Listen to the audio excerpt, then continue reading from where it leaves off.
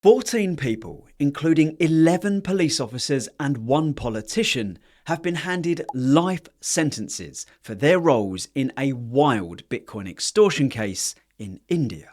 So the case concluded on Friday, but to give you a sense of the story, the group have been found guilty of criminal conspiracy, kidnapping for ransom, illegal detention and assault, and this is all without mentioning the general corruption. Okay, but what is the story? Well, back in 2018, a Surat businessman called Shailesh Bhatt was apparently abducted by local police. The victim had apparently recovered 752 Bitcoin from a lost investment, and the local police planned on illegally seizing it. Bhatt was taken to Kashav farm near Gandhinagar, where he was beaten until he admitted that he had already sold most of that recovered Bitcoin for the equivalent of around $5 million US.